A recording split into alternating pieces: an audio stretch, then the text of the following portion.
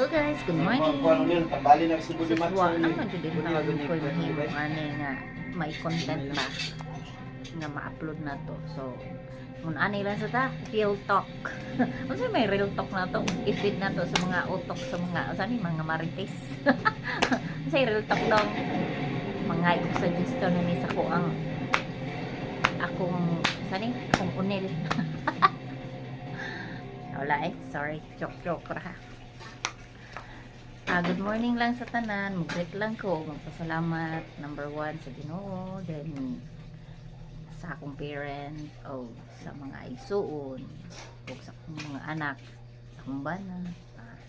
Thank you so much. So, real talk na lang na. Ay, katawa man akong. Katawa man. So, wa mo ko kibawon sa istorya. Di para content na lang gud ni. Mga una ko nun sila. Ay, ako hindi ko makugutuma eh. Uy, ganas ka ako. Nanaw lang tagsalida. Nanaw lang tagsalida. Ay, lingaw. Uy, ay na ako yung guest. Pero na apto yung rin ko. Akong guest karon kay si William Linel Tura. Akong anak. Ako na siyang paistoryahon sa ilang masay. San hitabo niya ron? Na. Sige na rin ni siyang lingkod kay nag-healing. So, ang yung healing period ay is on the process pa. Kay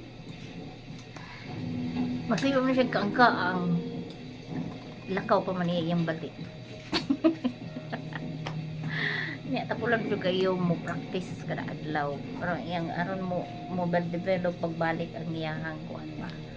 Kanang sani mo flow katong mga dead nga mga kuan mo flow unta ba.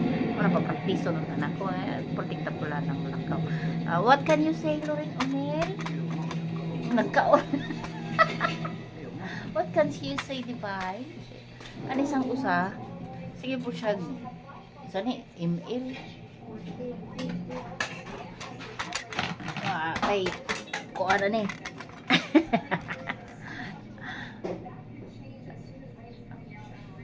So, mora to eh.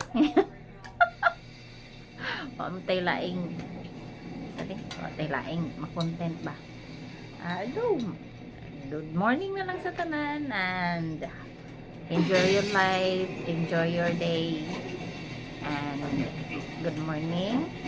Happy birthday day po sa mga nag-birthday karong adlaw. Og sang mulakaw pag-amping mo.